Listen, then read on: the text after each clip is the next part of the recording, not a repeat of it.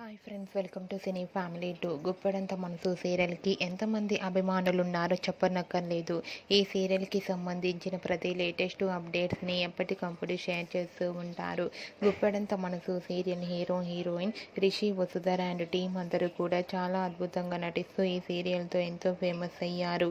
రిషి, వసుధర జోడీకి చాలామంది fans and విపరీతమైన fan following రోజు రోజుకి పెరిగిపోతుంది.